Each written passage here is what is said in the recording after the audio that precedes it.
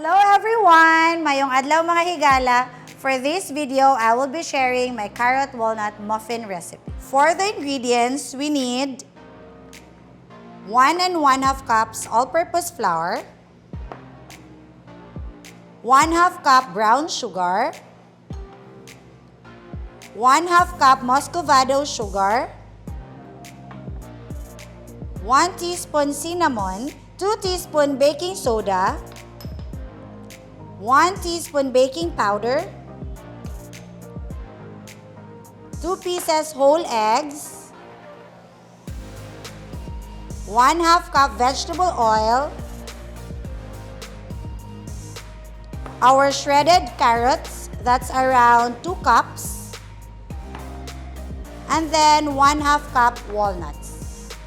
In your bowl, mix all your dry ingredients, flour, brown sugar,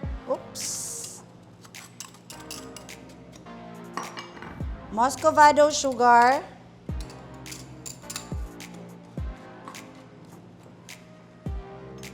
cinnamon, baking soda, and your baking powder.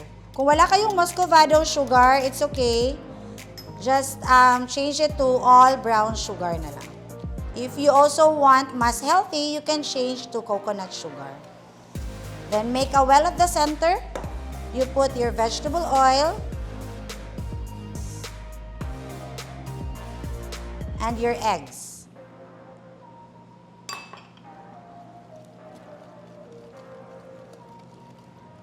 Mix this one first bago nyo ilagay si shredded carrots. Once sticky, change to your rubber scraper. Then, let's fold in the shredded carrots.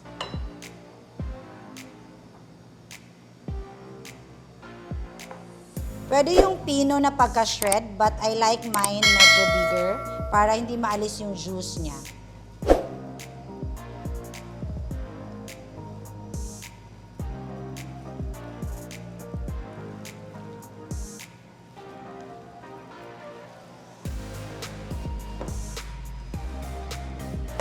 Then, fold in half of your walnuts.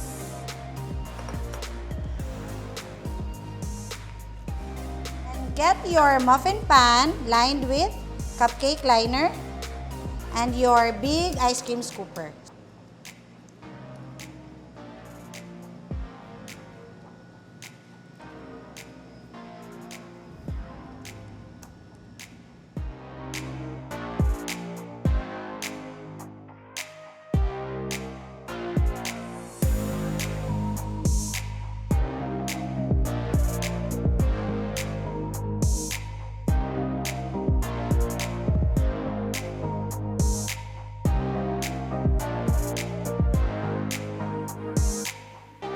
And let's put the remaining walnuts on top.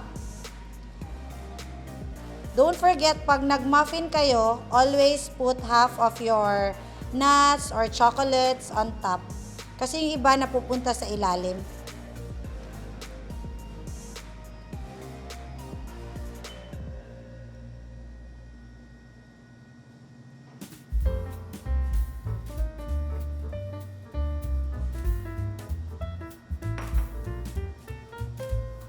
Then, let's bake this one around 30 minutes at 350 degrees Fahrenheit.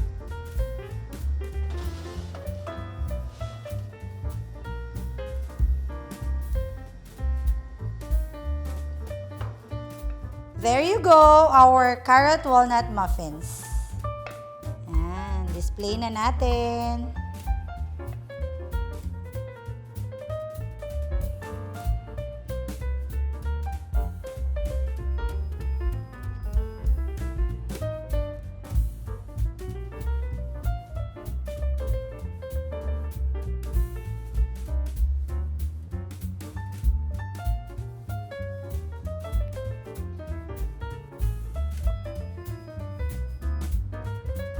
Check natin yung isa ha. See? Tama lang yung laki ng shredded carrots. Again, for the ingredients, guys, don't forget to visit Sweet House Baking Store here in Cagayan de Oro, Balingasag, or in Palawan. And don't forget to like and subscribe our YouTube channel. Enjoy baking!